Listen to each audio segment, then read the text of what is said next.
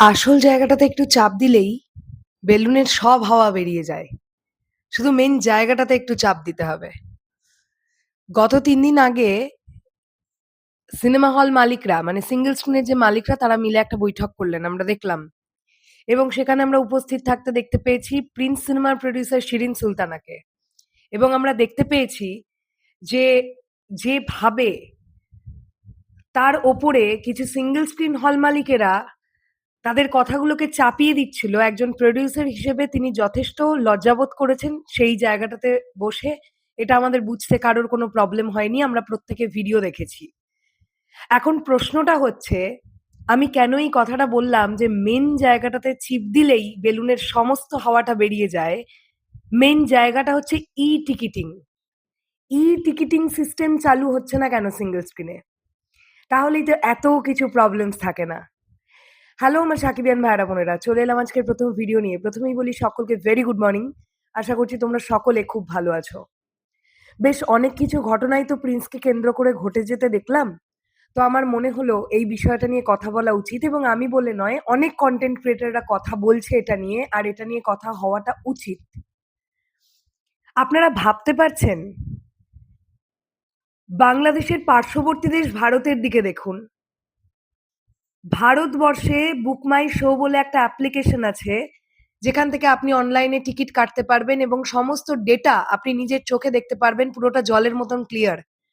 যে এত টাকার টিকিট এতগুলো বিক্রি হয়েছে, এইরকম সিনেমাটা চলছে, এরকম এরকম ব্যবসা হচ্ছে। না তো আছে সেখানে কোনো ব্ল্যাকে টিকিটের বিক্রির গল্প, না তো আছে কোনো কারসাজি করার বা কারচুপি করার কোনো সিস্টেম।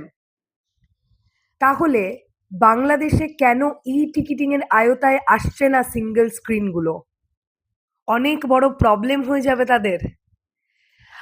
একটা সিনেমা আন্ডার পারফর্ম করতেই পারে। সমস্ত সিনেমাগুলো বরবাদ, তুফান বা প্রিয়তমা হবে না। কোনো সিনেমা একটু কম পারফর্ম করতেই পারে, বক্স অফিস হতেই পারে। সিঙ্গেল স্ক্রিনের হল মালিকদের কিছু কিছু জনের আস্পর্ধা ভাবুন, তাদের বক্তব্য হচ্ছে প্রোডিউসারকে টাকা ফেরত দিতে হবে। কেন? কেন? এটা আবার কোন রুলসে লেখা আছে যে একটা সিনেমা প্রথমত হল মালিকরা ডিরেক্ট গিয়ে প্রোডিউসারের কাছ থেকে নেয় না, মাঝখানে বুকিং এজেন্টের গল্পটা থাকে, ডিস্ট্রিবিউটরের গল্পটা থাকে। এই সমস্ত গুলোর পরে হচ্ছে প্রোডিউসার। মানে ডিরেক্টলি হল মালিকদের সঙ্গে প্রোডিউসারের তো দেওয়া নেওয়া হয় না, মাঝখানে তো ভিত্তিগুলো থাকে, লোকজনগুলো থাকে। তো তাদেরকে টপকে গিয়ে কিছু সিঙ্গেল স্ক্রিনের হল মালিকদের বক্তব্য ছিল প্রোডিউসারের কাছে টাকা ফেরত চাইছে, যে আমাদের যে এতগুলো টাকা দিয়ে আপনার সিনেমাটা আমরা নিয়েছি, আমাদেরকে ওই মানি ব্যাক করুন, কারণ আপনার সিনেমাটা আমাদের ব্যবসা করতে পারেনি হলে। আস্পর্ধাটা একবার চিন্তা করুন। আমি কেন বলছি আস্পর্ধাটার কথা? আজকে কোনো একটা হল মালিক গিয়ে তো বলতেই পারে যে প্রিন্স আমার সিনেমা হলে ৩০,০০০ টাকাও ব্যবসা করেনি। হল মালিকদের কথা বিশ্বাস করবে কেন প্রোডিউসার? কি প্রমাণ আছে? হল মালিকের কাছে এক্সাক্টলি কোনো প্রমাণ আছে যে তার সিনেমা হলে প্রিন্স এতটাই কম টাকার টিকিট বিক্রি করতে পেরেছে? হতেই তো পারে যে ৩,০০,০০০ টাকার টিকিট বিক্রিটাকে হল মালিক গিয়ে বলছে ৩০,০০০ টাকা। তার কারণ কি? টিকিটিং এর সিস্টেমই তো নেই। কেউ জানেই তো না কত টাকার টিকিট বিক্রি হয়েছে। আমি এইবার মধুমিতাতে গিয়ে নিজের চোখে দেখেছি প্রিন্সের টিকিট ব্ল্যাকে বিক্রি হতে। আমি নিজের চোখে দেখেছি। এতদিন বিভিন্ন ভিডিও আসতো আমার কাছে, আমি সেগুলো দেখে ভিডিও বানাতাম। এবারে নিজের চোখে গিয়ে দেখেছি যে কি হারে কত টাকা দিয়ে ব্ল্যাকে টিকিট বিক্রি করে মধুমিতা। কেন? ১,০০০, ১,২০০, ১৪০০ সিটের সিঙ্গল স্ক্রিনগুলো টিকিটিং এর আওতায় আসছে না কেন? এটা নিয়ে তো কেউ কোথায় সিঙ্গল স্ক্রিনের হল মালিকদের খুব একটা কথাই বলতে শুনলাম না। এই এত বড় মিটিংটা হয়ে গেল, আপনারা ভেবে দেখুন, টিকিটিং এই বিষয়টা বাদ দিয়ে সব নিয়ে কথা বলছে। লস খেয়েছে, টাকা ফেরত চাই। কেউ তো আবার মেগাস্টার শাকিব খানকেই ব্লেম করে দিয়েছে। টিকিটিংটা বাদ দিয়ে সব বিষয় নিয়ে কথা বলছে। কারণ টিকিটিং সিস্টেমটা চলে এলেই টাকাগুলো মারতে পারবে না তো। আপনারা ভাবুন, যে নায়কটাকে গোদা বাংলায় যদি বলা হয় বিক্রি করে সিঙ্গেল স্ক্রিনের হল মালিকগুলো বরবাদের সময় রাজা হয়ে গেছে, আজকে সেই মানুষটার সিনেমা একটু আন্ডার পারফর্ম করেছে বলে সেই মানুষটাকেও কটু কথা বলতে ছাড়েনি এরা। কত বড় গাদ্দার! ভাবতে পারেন আপনারা? আমি তো দেখলাম কিছু জন আবার তাদের মধ্যে বলছে কুরবানি ঈদে নাকি অন্য নায়কদের সিনেমা তুলবে সিঙ্গেল স্ক্রিনে। তো ওপেন এরম করে চ্যালেঞ্জ করলাম, তুলে দেখান। রকস্টার রিলিজের সময় এই আপনারাই এক হাত জিভ বার করতে যাবেন রকস্টারের প্রডিউসারের অফিসে। প্লিজ রকস্টারটা দিন, প্লিজ রকস্টারটা দিন।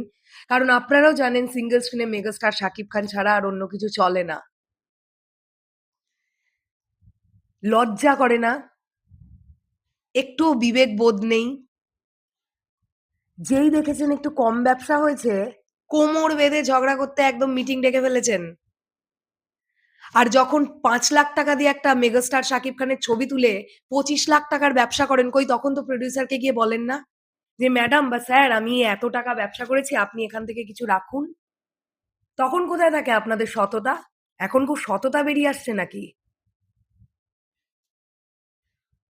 বাংলাদেশে ইমিডিয়েটলি টিকিটিং এর বন্দোবস্তটা চালু হওয়া এত পরিমাণ জরুরি। আর এটা যদি চালু না হয়, প্রডিউসাররা লসের পর লস খাবে। কারণ আমি এটা গ্যারেন্টি দিয়ে বলতে পারি, বরবাদ সিনেমাটার সময় সিঙ্গেল স্ক্রিনগুলো যে ব্যবসা করেছে, আরো অনেক বেশি টাকা ডিজার্ভ করতো রিয়েল এনার্জি প্রোডাকশন হাউস।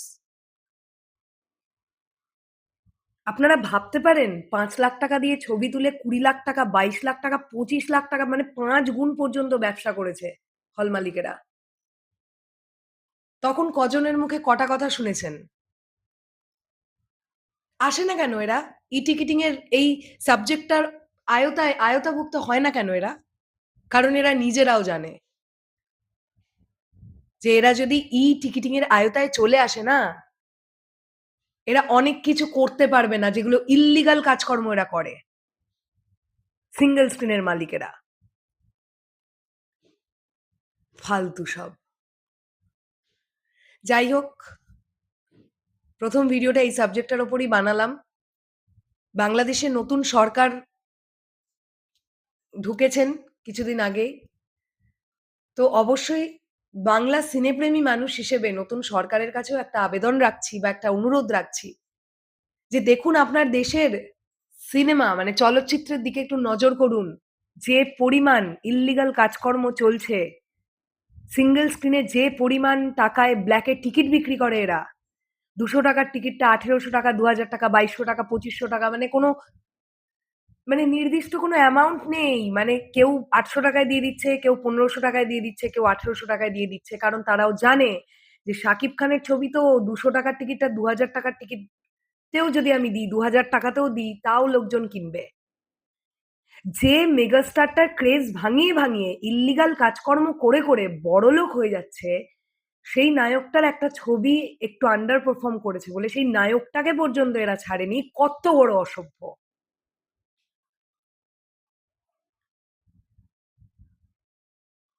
যাই হোক, আপনাদের এই বিষয়টা নিয়ে কি বক্তব্য কমেন্ট সেকশনে জানাবেন।